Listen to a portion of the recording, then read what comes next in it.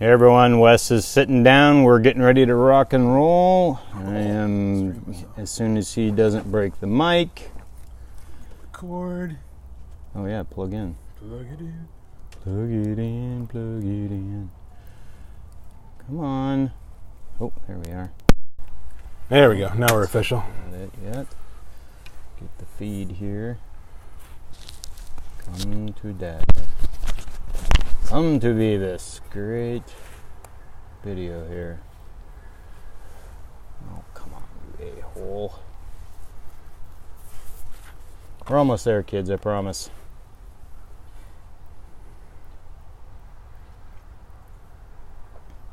I think. Where it is.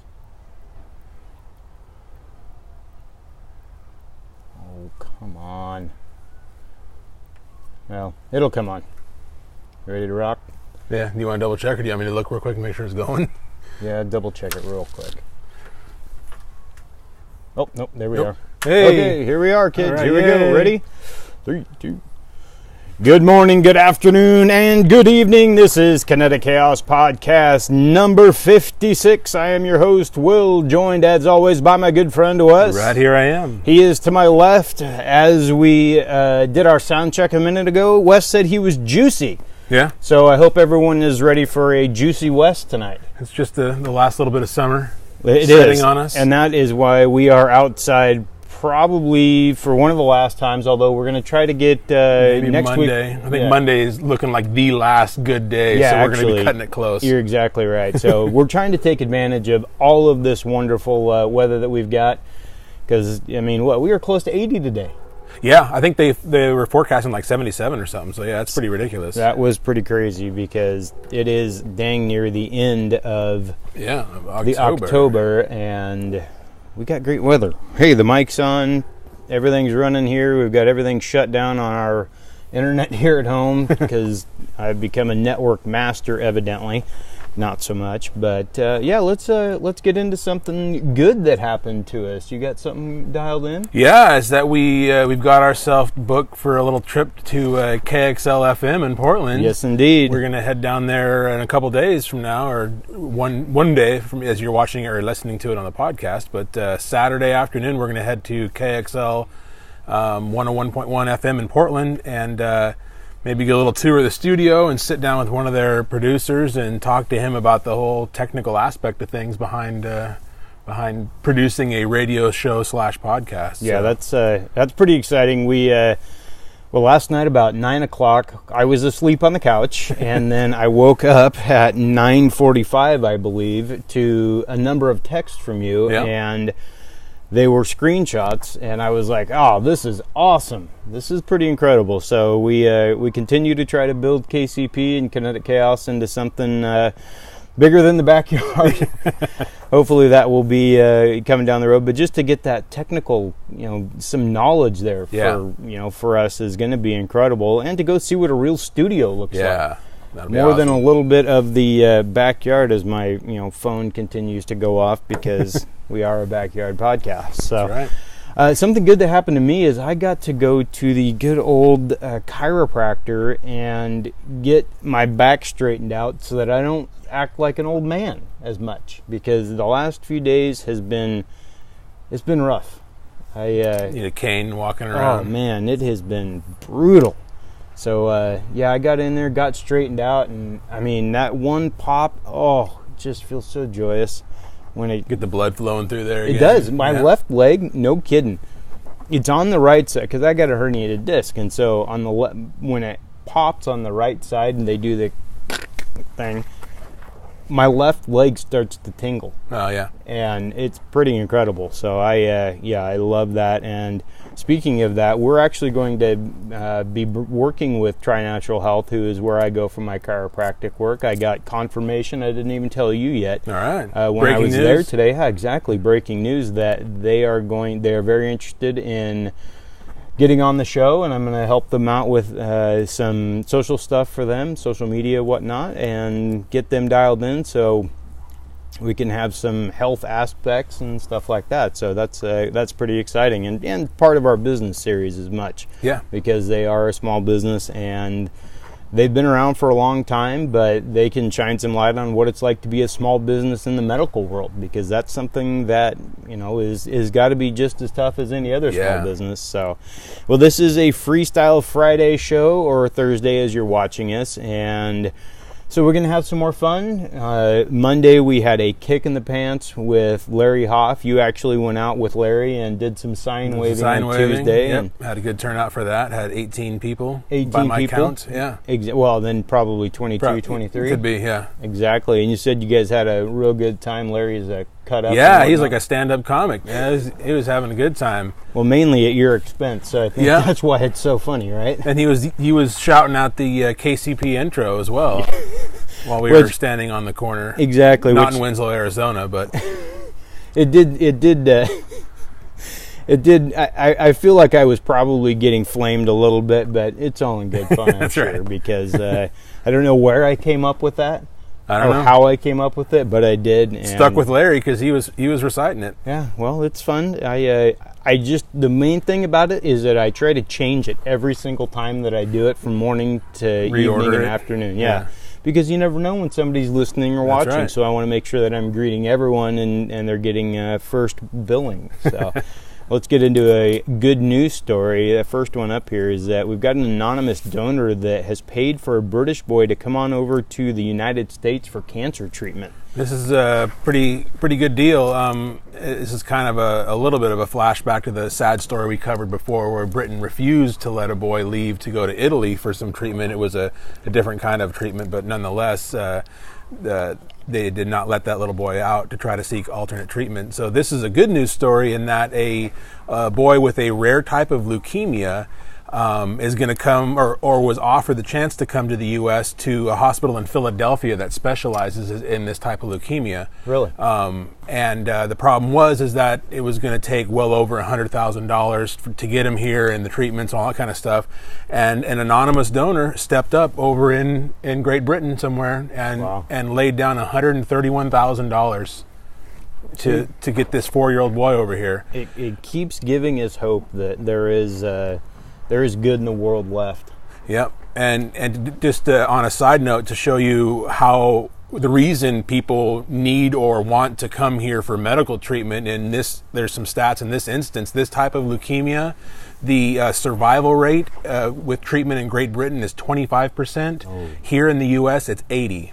That's amazing. Major difference. Why would there be such a difference? You think that they would have similar treatments to what we have over here. Well, I mean, it goes back to the whole socialized medicine. There's not nearly as much R&D. There's not as much, because obviously the medical companies here, they can profit off of that. So they have an incentive to try to find cures, to try to find treatments, to not only, help patients out, but in turn, if they find something that works, that makes them money. But there's none of that kind of incentive over in a socialized medicine country for somebody to go out, above and beyond and try to do something. That's exactly right. Well, that's great news. And hopefully we can follow that up down the road with some good news that he was cured, because that's, with that kind of, that's an investment. We want to see that hopefully it pays off for him. Definitely. So, well, on the hot sheet here, number one, the past weekend, I believe, is the first shooting-free weekend in New York City in 25 years. It's just,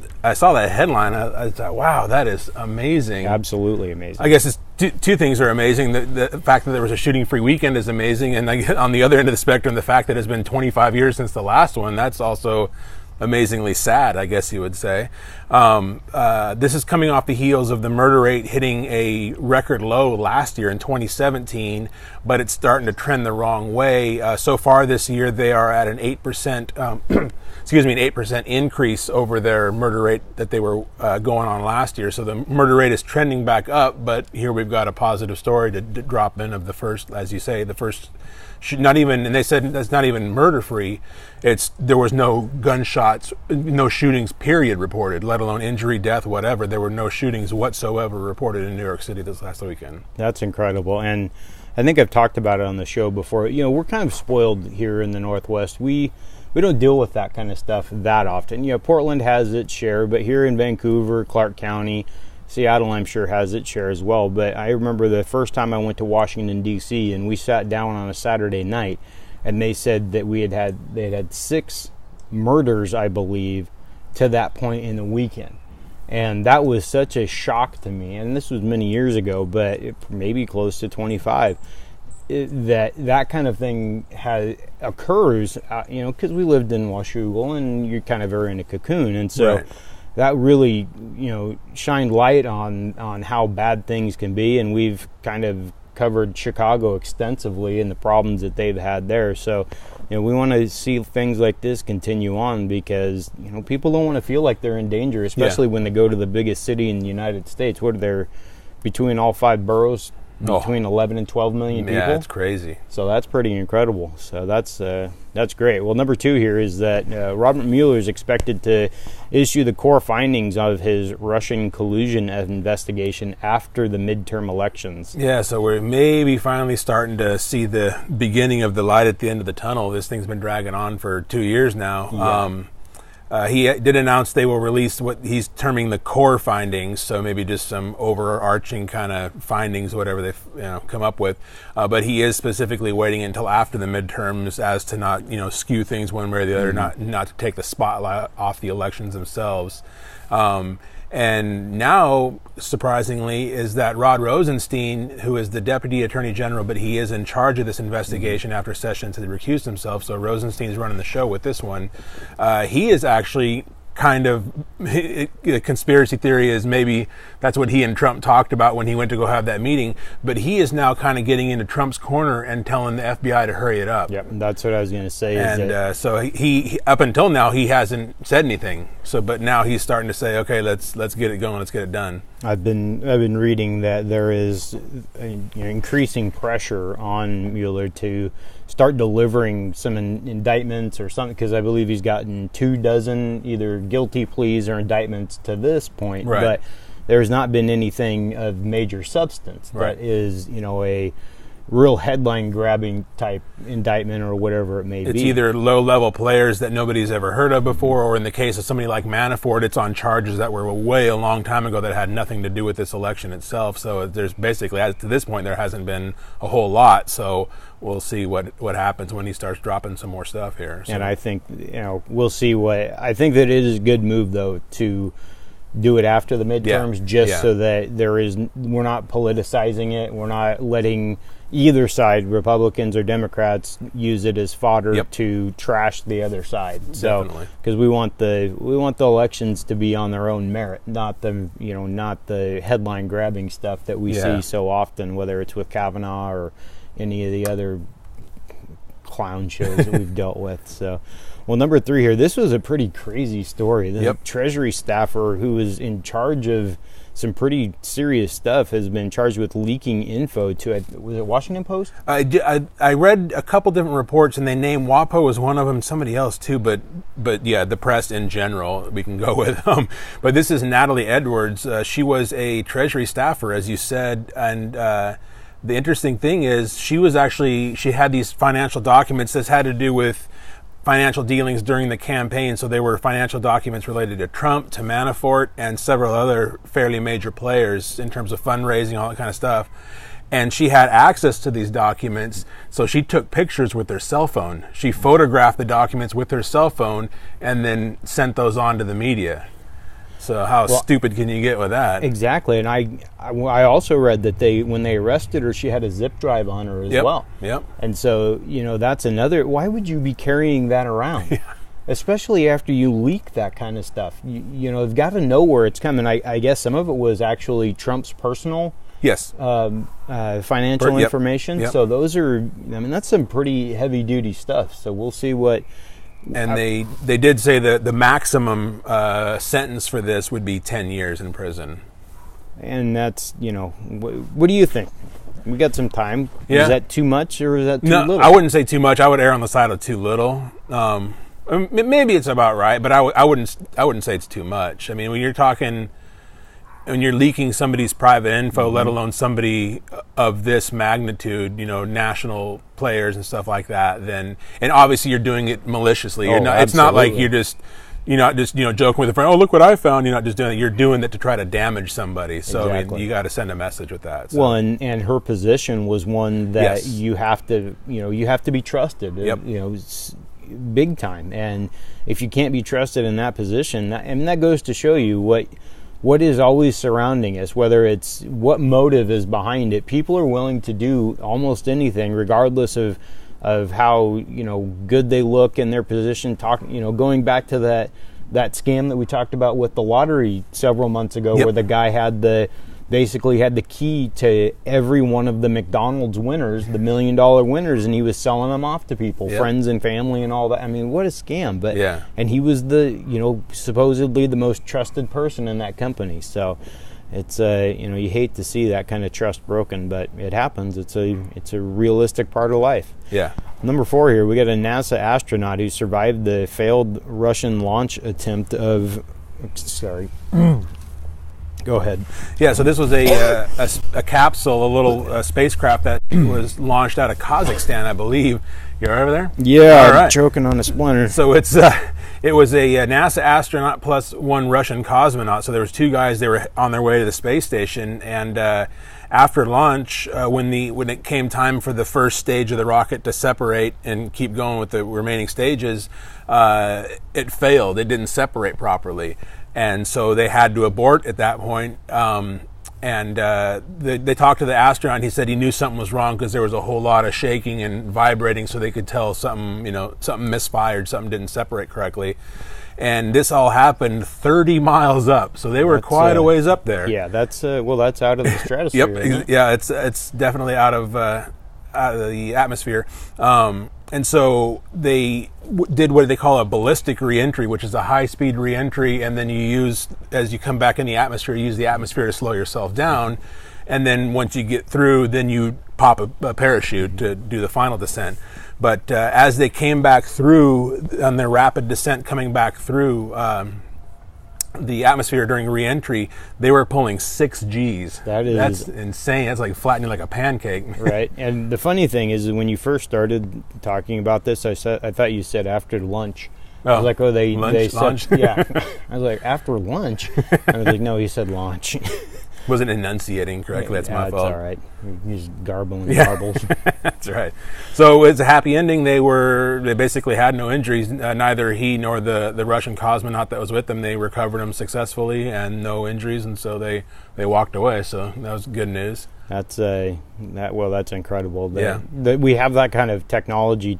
Well, not technology, but just the wherewithal to know how to have this ballistic reentry where we can slow ourselves down and then bring that rocket or the capsule safely back to Earth without anyone getting hurt. That's got to be one hell of a parachute, though. Yeah, no kidding. I mean, pulling 6 Gs to stop that. Woo, buddy.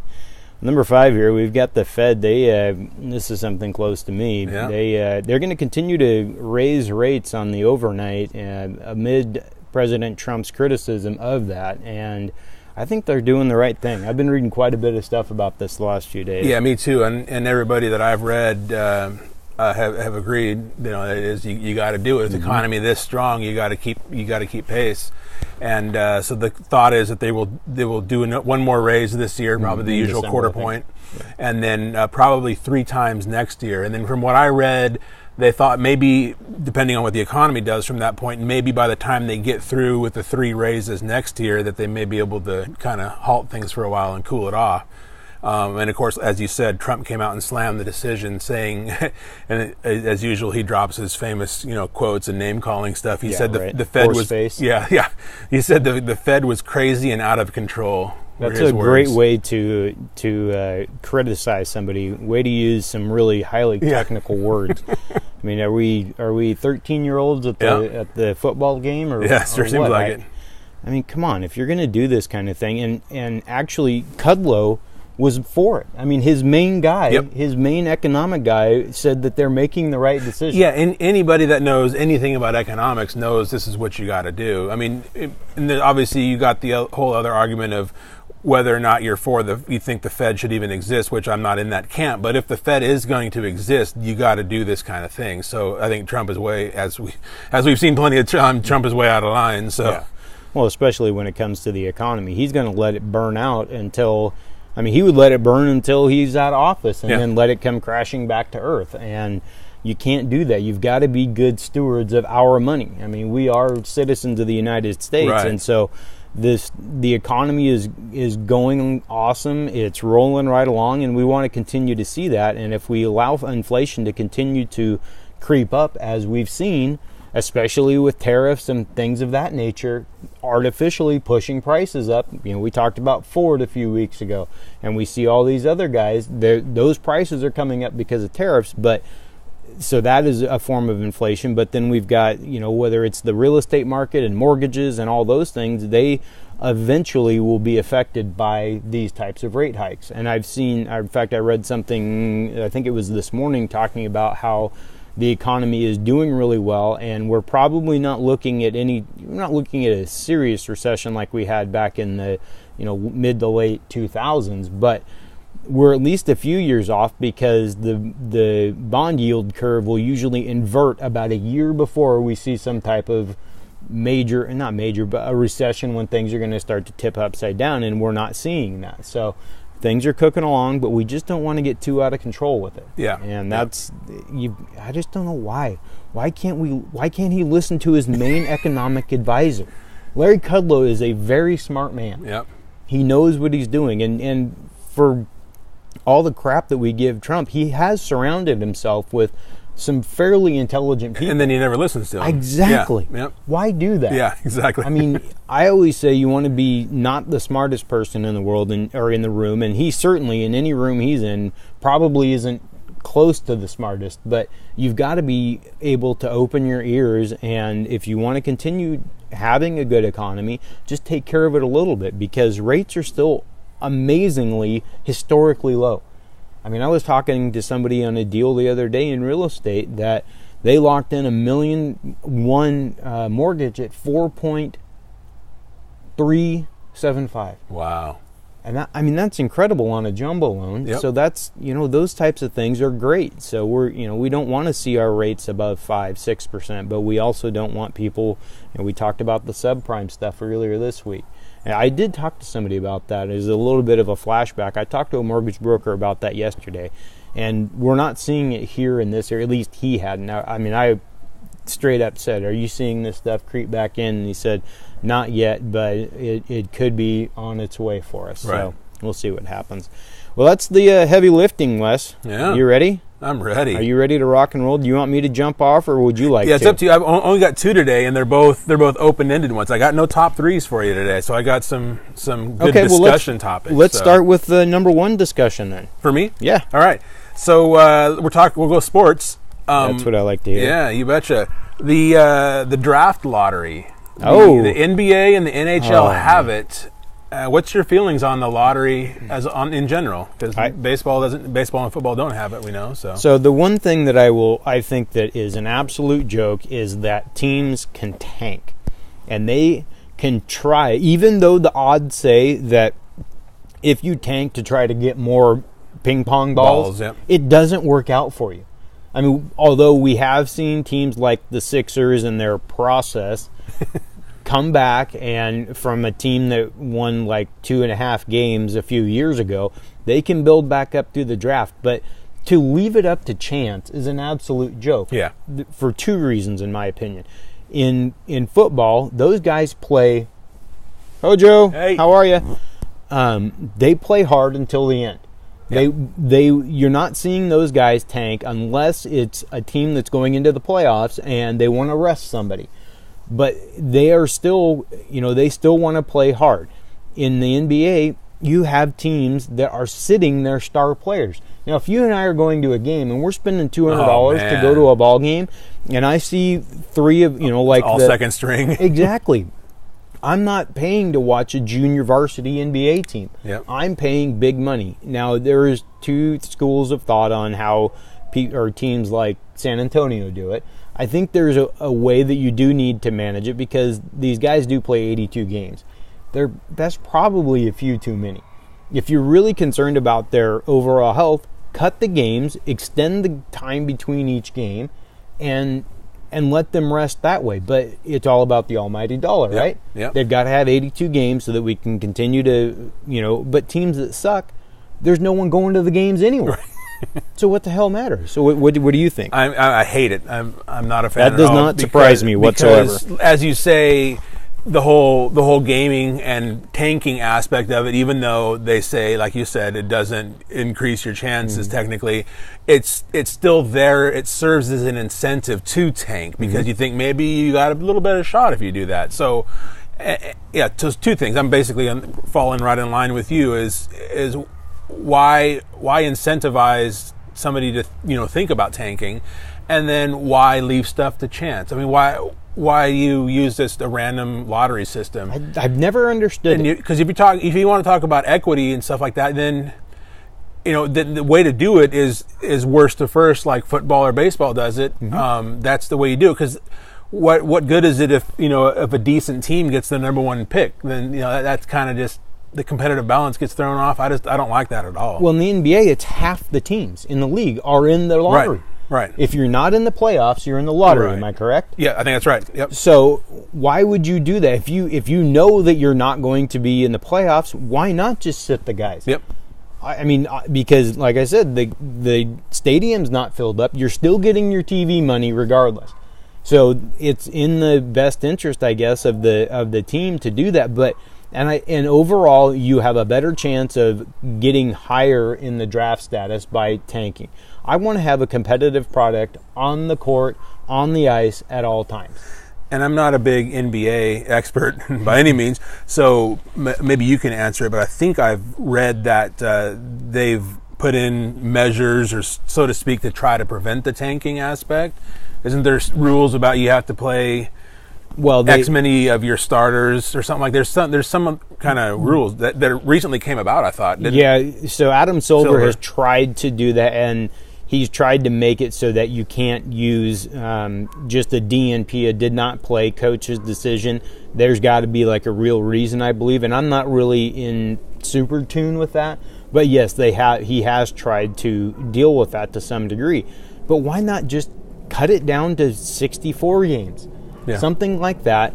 You can make the other problem is that the playoffs take 2 stinking months. Oh man, that's a whole another beef of mine. I cannot stand. Why are we? I mean, the schedule ends, I believe, at the end of May or the first week of June, and we're not crowning a champion until the middle or late July. Yeah. Why are we doing that? That's not. I mean, I know baseball plays more games. It's an easier sport physically to play than basketball or hockey. But why put these guys through the ringer? If you want to see the LeBron James or the Kobe Bryants continue to play for many years, you can't wear them out and just use and abuse and throw them out of the league. And that's what they do. And I think we talked about this way back when, probably like within the first dozen episodes, we talked about this kind of deal. It's kind of ringing a bell. But that, to me, the way the NBA does it with like half the teams making the playoffs is kind of ridiculous. It's like it almost amounts to a participation trophy. Like, hey, you're mediocre. You get to go to the playoffs. Good job. That's not.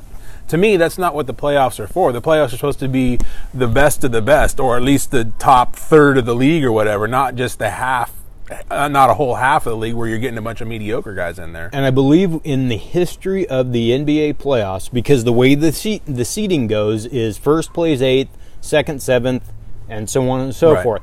We've had 1 8 seed take out a 1 seed, and that was the Seattle Supersonics back when I think I was in high school with Sean Kemp. They were an 8 seed, and they took out, I can't remember the Lakers or something, because it's broken down between East and West. Right.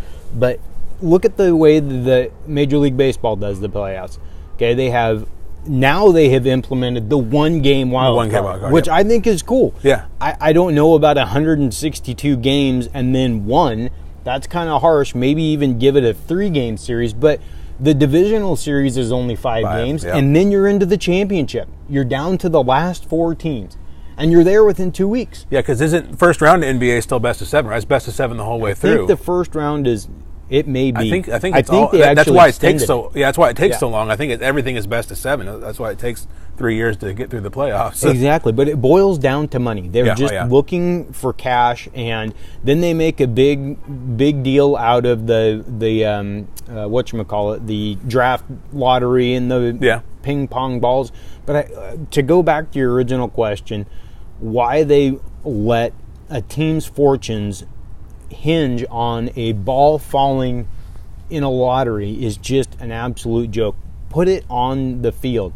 And if anything, find some way to reverse it so that the worst team is not always going to be, getting first, so that you're not incentivizing the tanking or something. But I don't know how to do that. I don't have an answer for that. And then even then, it doesn't always work, because we've seen the Cleveland Browns have the Right? number one pick How are they every doing? year. Exactly. Yeah, and that never works out for them. So Well, that goes back to the leadership. yeah. Oh, no, I don't know how the GM has stuck around this long. But it hasn't been just him. Right. The Cleveland Browns have not been competitive in many years, and we've seen so many other NFL teams actually build themselves up through the draft.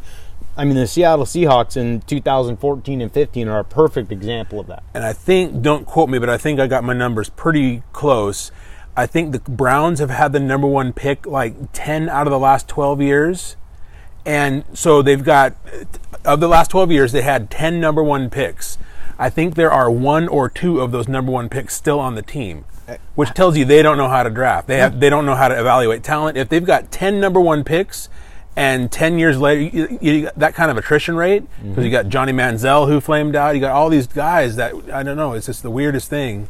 How can you be that bad? The thing that they did that was probably one of the worst decisions in the history of the Cleveland Browns was letting Bill Belichick go. Yep. Oh, yeah. I mean, if anything, because if you look at, if the draft is supposed to be how we make these decisions on which teams are going to try to get better through the draft, well, the New England Patriots have not been in the draft, in the top 10 of the draft for many, many years. As long as Belichick, I bet, has been the coach. Yeah. And he's been in the Super Bowl, which means he's either had the 31st or 32nd pick in the NFL draft.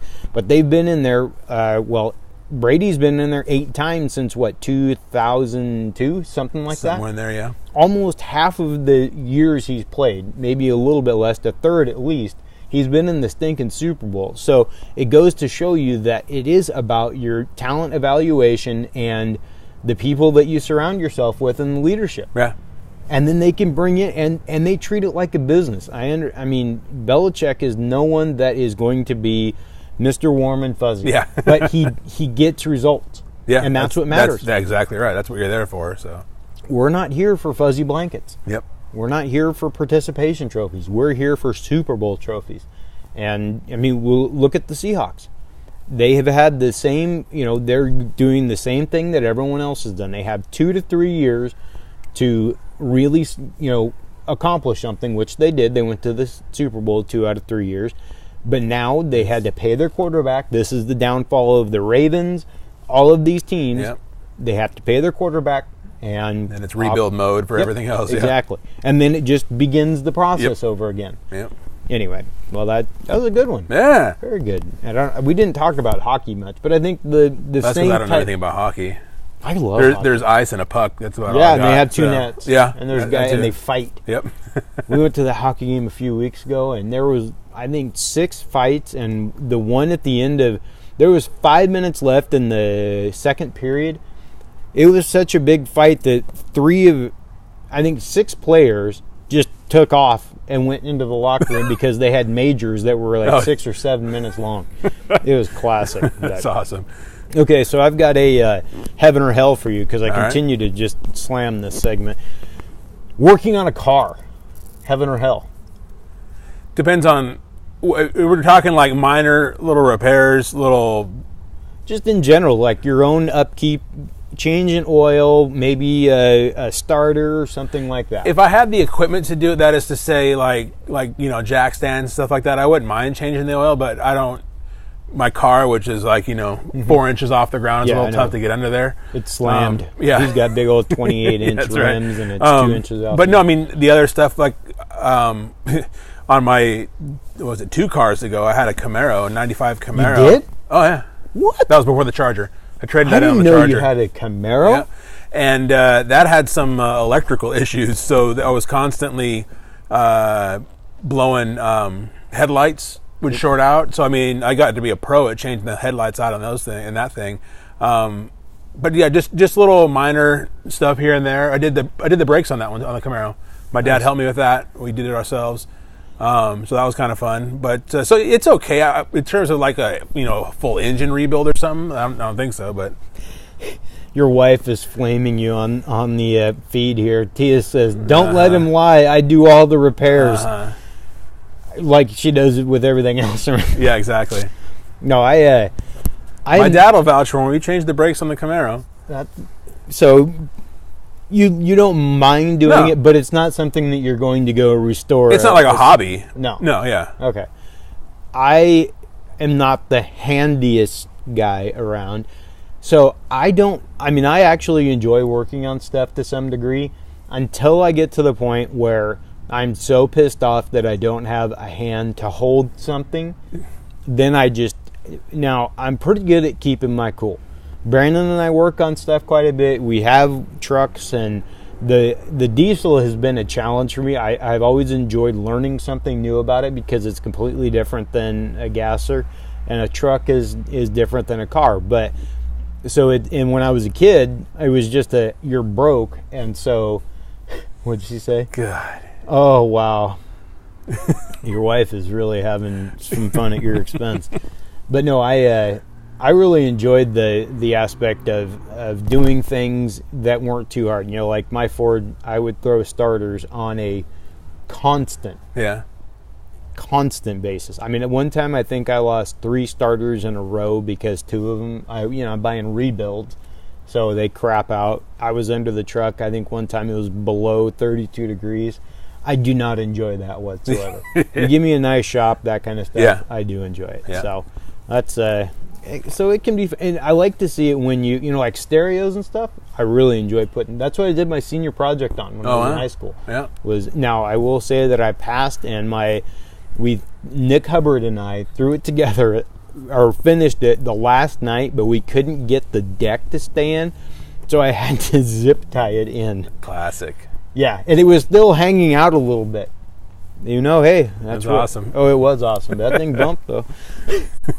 What's your next one? My next and final one is also sports related, and this is kind of got me thinking because of, I don't know if you watched the the smoke coming out of the ears. If you watched the game the other night, 2 nights ago, with Manny Machado. I did not see that. Kicking I heard the first all baseman. about it. Yeah. Give me some background on that, because I did not hear it. So I actually didn't see it live. I had to go back later and find a replay because I wasn't watching the game when it happened. But it is, and he played it off that, and Dan Patrick went off. Did you listen that day? Yeah. Yep. So Dan Patrick spent a long time on that. But yeah, it was blatant cheating. Running down the line at the first. And typically, when you look at a runner going out of the box down to first base, they're running on the foul side of the foul line. Exactly. Not only because that's where you're supposed to run, but it's also to keep you out of the path so you don't run into the first baseman. Mm-hmm. Machado took a deliberate path to run on the inside, so he was running at the first baseman as he was fielding.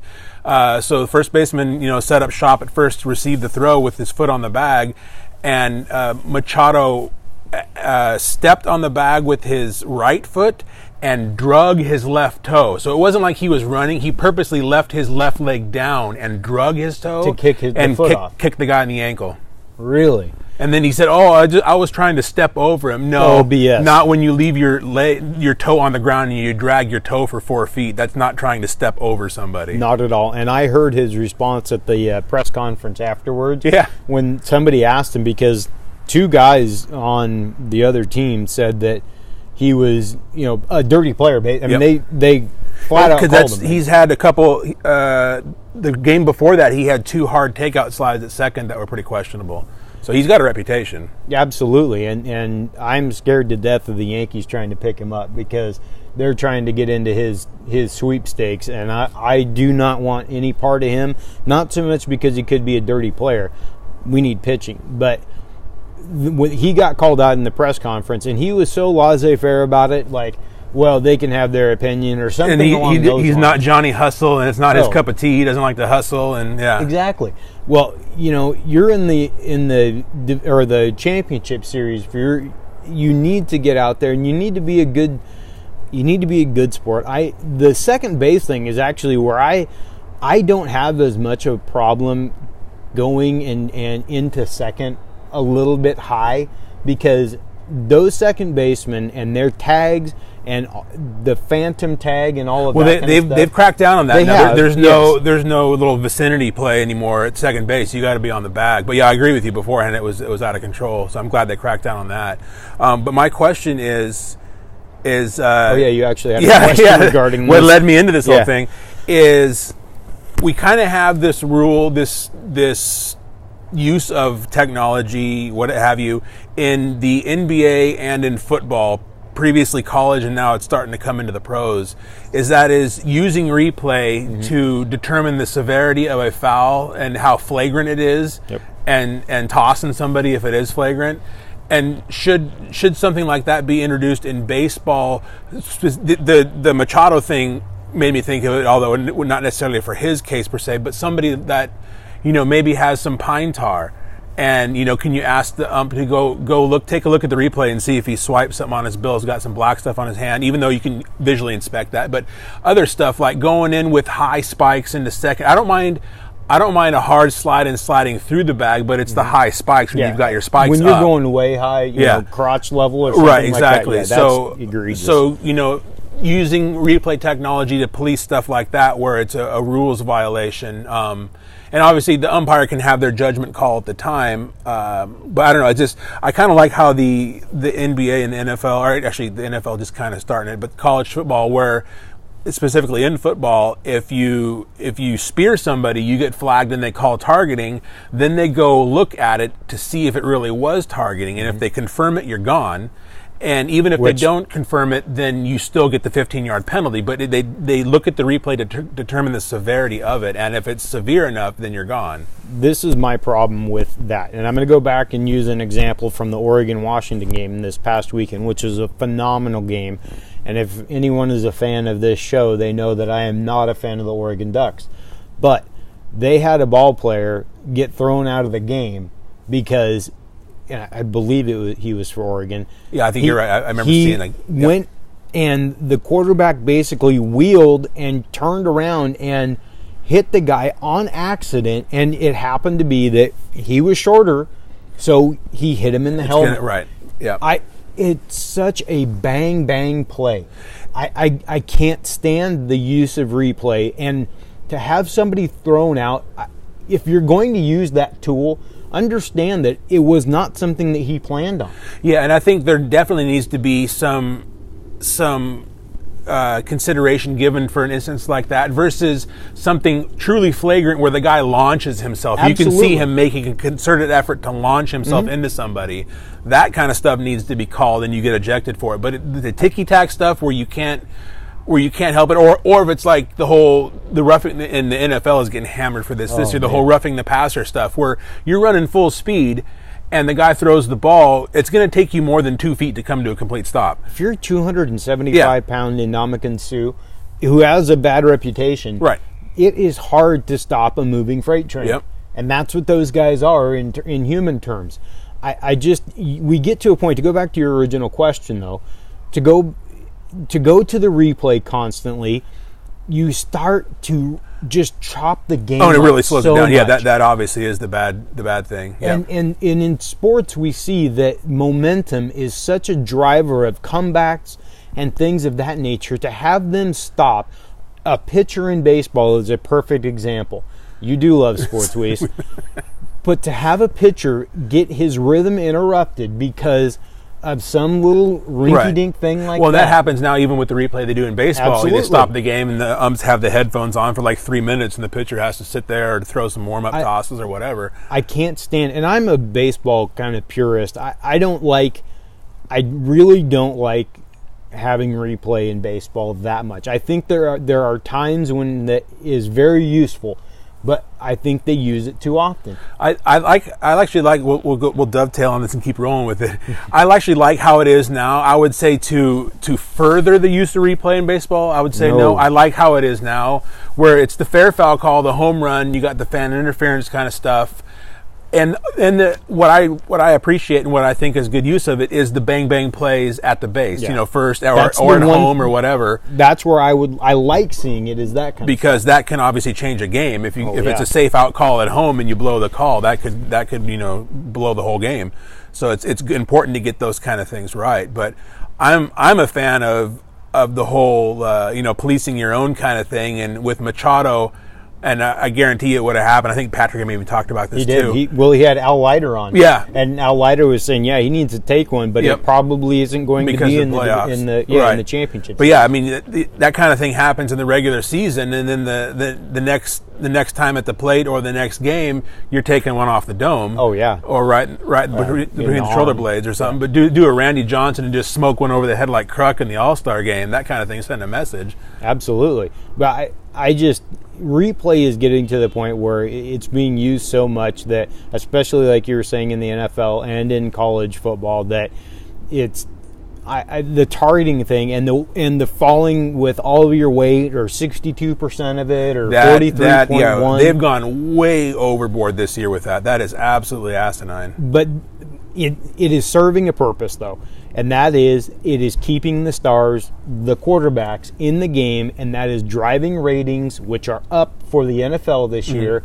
And it's, again, we take it back to money, because the people that are watching it are fantasy football, and you're counting on the casual fan, the moms, the gals, or the guys that just want to see the Brady's play.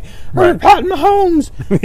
or Kermit the Frog. No, he's Yoda. Yeah. Hey guys, on the football down the road. Hey, this is Pat Mahomes. I love listening to that talk. It's hilarious. But you just have to, at some point, say, you know what? How does he have a cadence with that kind of voice is what I want to know. When Hey, guys. Yeah. Hot 1, hot 2, lightsaber and 3. That kind of, we're totally losing. But, okay, so let's go back to a call from last night. Do you think that was fan interference when the Red Sox player went up? See, I don't think it was. I don't think so either. By the rules, it is, because we're talking. I actually went over this with my dad last night. Well, it's comes to being in the field of play, as in fair territory, because the rules state if it's a pop foul over by the first base dugout, there is no fan interference over there once it gets into the stands. If a player goes into the stands after it and tries to catch it and gets tangled up with fans, gets tangled up with fans, then that's foul territory. But when it's a fair ball, i.e. a home run in fair territory, the line gets blurred there. They still want to let the fielder have the rights to the ball because it's in fair territory, try to make a play on it. But I have a hard time. I mean, I don't know. But ultimately, it boils down to you're stacking the fans right on top of the field now to get the high dollar seats, obviously, which is going to lead to more interference calls because the fans are right there. They can touch everything now. So and if you look at the replay from it wasn't Benintendi or whatever his name was. Benintendi, the left fielder. Yeah, it was because it was the right fielder. Oh, that's Mookie Betts. Yeah, Mookie Betts. Yep. Now, Mookie said that he thought he could catch it, but if you look at the replay, his glove was a few inches away from where the fan's hand was. Yeah, I don't. I thought it was a bad call. And that's, again, all of these things are so subjective. Yeah. Everything is down to, even if it's on video, it's subjective to what the replay official or the umpire or whoever's looking at it sees. And so it's just, I don't know. Replay serves a good purpose, but I think that overall in the last 5 years, we've just seen it get to that point where it's an intrusion on the overall game in any of the games. I think they just called for the replays because they wanted to see Country Joe West running in from the right field line, all 400 pounds of him jogging over to the third base dugout to get the headphones on for the replay. And Joe West has been a part of some big calls. Yeah, he needs to be a part of the Social Security crowd in retirement and get out of the league is what he needs to be doing. he and Angel Hernandez, they think people are there to see them. Hernandez he made some 5 bad egregious calls. Yes. Yeah, and West is getting up there. I think West is he is obviously over the hill. Yeah, and it's time for him to hit the road too. But that's okay. Not to hijack this even more. We're on the replay baseball-ish thing. One thing that I see both sides of it, and I'm kind of almost leaning to the electronic side. Okay. Is the electronic strike zone. I love it. I want it. Yep. I know that, again, because it's subjective to what that umpire where they said. set up shot behind the plate, and if they're looking inside corner, inside part of the plate, outside part of the plate. And even more than that, whether that pitcher is pissing him off or clapping back at him for a bad call or anything like that. That's when those guys no, we're going to move the strike zone in just a little bit. And when you have guys like Aaron Judge, who has a gigantic strike zone. Yeah, and I like it because the technology is so far advanced now that you can have a computer call the strikes, and you can still. I hear the blowback from the union side is they don't want to lose an ump. Well, you don't have to lose the ump. You can still he can have an earpiece in, and he can hear. He can get instantaneous feedback. He can hear either a ball strike electronic call in his ear and call it as such. And then he can still do his job there, making a call at the plate, if there's a play at the plate or whatever, call fair foul on a bunt down the line. He can still do all his normal stuff, and he can still call balls and strikes. He's just getting he's getting confirmation of what it was in his ear. So maybe I'm not as strong as I initially came out, because I'm thinking about it. I like the human aspect of that, because again, I if I'm going to stick with being a baseball purist, I do like that. I do too. I think that it's fun to see. I love watching them ring a guy up when they I love that kind of stuff. Drawing the bow. Exactly. Yeah. I like that. And then if you have, we've got the robots taking us over. Oh my goodness, he's got to quit. We can't hear anything on the mics, but anyway. You've got to some degree, I don't know, maybe there's in the playoffs, I could see it, maybe not in the regular season, but in the playoffs, bringing it in and using it then. But I don't know, if I'm really going to be like that, and I enjoy that aspect, I just don't like it when you see somebody that's got the nastiest, or a 12-6 curveball, and it comes just at the corner of the plate and on the electronic screen. My thing is, when you look at it on Fox, every box is the same size. Whether it's Altuve or Judge, exactly, 5'6" versus 6'9", yeah. But the box is the same size. Right. What are they going to do? Are they going to change that every time? They would need to. They would need to account for that. The other obvious issue is, depending on the stance, is the guy crouched over? Is he standing upright? But to me, I like it because. Because again, it goes down to the play at the plate where you need replay. It could decide a game. You could have bases loaded with a 2-strike count and a ball that's 3 inches outside. The ump decides to ring him up, game over, when it should have been ball 4, on a full count, it should have been ball 4 and a run would have scored. So, and it really, there's not a lot of guys, but there are some good guys, and Matt Carpenter, the Cardinals, is one of them, that have an absolute, and Joey Votto of the Reds, they know the strike zone like nobody else. If it's an inch outside, they know it. They know where the stuff is at. So, I see them get robbed a lot, the guys that know the zone. There we go. Right. Who's on first? But I don't know. I do like the electronic strike zone, and still let the ump camp out there, and he can do the fair foul calls to the plate, that kind of stuff. I don't want to eliminate his job per se. No. But I want to reduce the inaccuracies, kind of like we've done with the instant replay with calls at the bases.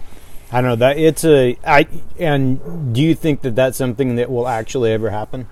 Yeah, I think it will. I don't know. So? I don't know how soon it will happen, but I can see it's something they test out in the minors first, because that's usually where the stuff starts. They kind of give it a little trial run in the minors, so I can see it happening, but maybe not. I would say, because I'm sure you got to get the unions to sign off on it and all that kind of crud. So I would say at least 10 years from now before we'd see something like that. Oh, at least.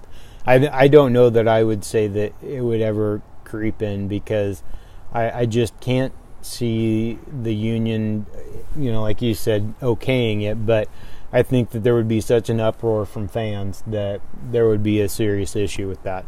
Yeah. I don't know. So we're gonna continue on with the sports thing just because we haven't done that much lately. The Washington State Cougars have one College Game Day coming up. I'm waiting for Holly to light it up again here. For Oregon this weekend. They're the number 25 team. Oregon is the number 12 team. Who do you think will win that game? Oh, I thought you were going to go over-under on the amount of arrests. Oh, see? Wow. 972.5 is what that's the over-under line I'm setting. For arrests at the game? Yeah. No, at the pregame when College Game Day is doing their live spots. Have you ever been to a College Game Day? No. It is a kick in the pants. I've been to a couple of them. I've been to one, excuse me, down at Oregon State at the Civil War, and it was a lot of fun to go see that. It's just a discussion as to, I don't see College Game Day being quite as important as it used to be. Did you used to be a fan of it? Did you watch it? Yeah, I would say, 15 years ago? For me, it was probably 5 or 6 years ago. It was appointment television. And I think that I'd get up on Saturday morning at 7 o'clock to watch. Wow, that's dedication. Oh, I loved it. But I think a lot of it has to do with, I think Reese Davis is good, but I think that Chris, what's his name, that did it? Fowler? Chris Fowler, he made that show. Yeah. And the other big issue I have is that Lee Corso, I knew you were going to bring him in he's the man, but at some point you got to give up the ghost, Lee. It's Dick Vitale 2.0 is what it is. Oh, it's worse than that. I honestly, I feel sorry for him sometimes. It's pretty bad at sometimes, the mistakes he has and stuff like that. You get to a point where you're kind of like, okay, let Lee go. Yeah. And let him enjoy the games and put him out the pasture. Well, 3 hours or 2 hours of live television every Saturday, that's hard on a guy, especially after I think he had a stroke, or was that a heart attack? I can't remember. But yeah, he had something. Yeah, it was major because he was out for quite some time. But so who do you think's going to win that game? Duckies. You think the Ducks are going to win? Yeah, I think the Wazoo being ranked 25 is an anomaly. I think that the Ducks are an overrated team. Oh, I agree, but I still think they can take Wazoo. Baloney that they won that game against Washington. UW, yeah. It was, kickers. When are we going to figure out that if we're going to take something out of sports, take the damn kickers? I would love to see him go for two every time. Have that be the rule. Just 2-point conversions. Well, that's fine, but games are coming down. Every freaking game from the NFL to college is coming down to get the ball to the 35, and because for some reason the defenses have not figured out that prevent defense is preventing you from winning. And they allow them to march down to the 35, and then the kicker either makes it and he's the hero, unlike Mason Crosby 2 weeks ago, or a week ago Sunday, and then they are the hero the next game, as he was on Monday night. I can't believe that they have such a small portion of the game, such a minuscule part of the skill of the overall game makes such a huge difference in the outcome of the game. And gambling, all of it. Yeah. Millions of dollars swing on a guy who should be there bagging groceries at Safeway. And a lot of times that's where they were. Yeah. So I got a tie-in to that is, what's your feeling on the whole icing the kicker with the timeout? Oh, I think that's a joke. You should have heard Big Daddy Brian Kane. Holy moly. Oh, man. I hate icing the kicker, man. Well, in the NFL, and I didn't know this, he brought this up after Mario Cristobal called 3 timeouts in a row. Right. Or maybe it was 2. But in the NFL, I believe you can only do 1 now. Right, yep. At some point, you got to know he's coming. Why hike the damn ball? You can look over there, see the coaches. They're standing right next to the ref, getting ready to call the time. Right. Yeah, it's obvious what's going to happen. And this wasn't an issue until about, 6-7 years ago? Yeah, it was exactly right, because it wasn't that big of a deal, but now it's just like a normal occurrence now. Exactly. So. And again, it's you're interrupting the flow of the game. It's another and they shortened the timeouts now. They know that it's going to happen to the degree that they took a 2-minute timeout and now they're 30-second timeouts like in the NBA. Yeah. That is ridiculous. Yeah. Why are we it's another opportunity to throw an ad up we've got this icing the kicker brought to you by Natty Ice or wherever, whatever part of the country you're in. But I just can't quit doing that. Yeah. I think make the rule in the NCAA the same thing as they have the One NFL. timeout. But the kickers, keep punting in. But with 2 minutes or less, you should either go score a damn touchdown or nothing.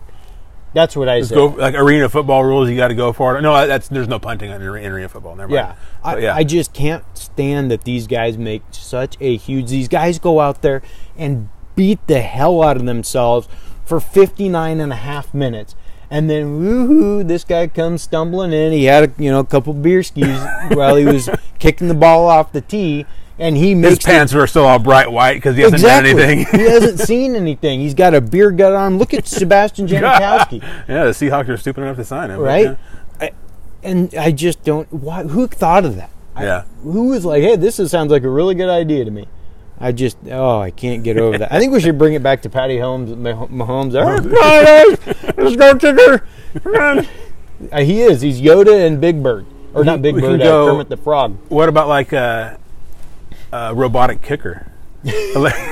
Well, along the lines of that, when I was a youngster, my Uncle Dave, when I'd be a knucklehead, he said he's going to go get his automatic rump kicker out. There you go. He had developed some kind of device because he's an engineer type, real intelligence beyond all belief, and he had an automatic rump kicker that was just this device that swung a boot, and it was going to kick me in the ass all day long whenever I did something stupid. So.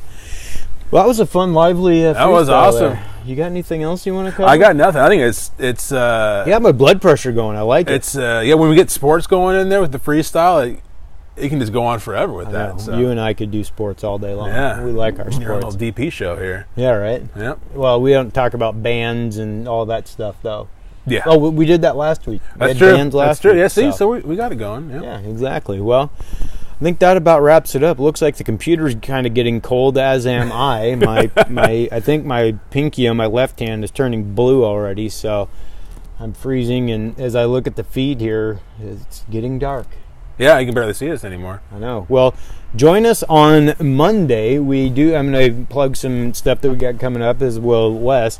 Monday we are going to have our first MMA fighter join us. Mr. Jess Moore will be joining us. He is a fighter, and we're going to talk to him about what it's like to be a professional fighter and what it's like to overcome injuries and things of that nature. So Jess will join us. We'll be on a little bit later on Monday. He's going to jump in he'll be here about 7:30. So I want to do a full show with him, so we'll be a little bit later just to answer your question from a little while ago. So join us on Monday for that. Do you want to cover other stuff going on? Yeah, and then we're fully loaded starting on Saturday with our trip to KXL. Then Monday we've got an interview with Jess. Wednesday we've got an interview with Breanne Johnson of DeWills. Mm-hmm. And then Thursday we've got Tracy Dorio coming on from Dorio Construction. We did a live remote from his house at the Parade of Homes, and he's going to be coming our way this time, and we're going to do a little barbecue with him, a little freestyle, have some fun. So we've got a busy week coming up. Absolutely, lots going on at KCP, and so thank you guys for watching, for listening, gals, everyone, for interacting with us on Facebook. We really appreciate it, and we'll let you guys know how things go at KXL and what comes of that. We'll maybe put a blog post up or just talk about it Monday. But yeah, Wes and I are out of our minds excited for that. Yeah. So, well, thank you, everyone. Anything else? I got nothing. You got nothing. I've worn my Patty Mahomes voice out. So we'll see you guys next week, and thank you very much. We gone. Facebook, thank you guys for watching. Thank you. The feed did well. I'm very excited about that. It didn't look like it cut out very much, so I think we had one little hiccup blip on the radar. Night Hojo. I think this was probably one of our most watched broadcasts tonight. So heavily attended. It was heavily attended. Yeah. So you guys continue to interact with us, and gals. I'm sorry I say guys all the time. I shouldn't say that, but. You guys know what I mean. See, there, I did it again. I should have to pay money on that. You can't even see us anymore. Look at this. I know. Wow. That's probably a good thing. Our radio faces. Yep. So that is true. Okay. All right, I'm unplugging. I'm going to shut it down. He's going to shut it down. I'm going to save the episode. You can see the kind of behind the scenes. No, that's no behind the scenes. I can't see anything. I know, right? It's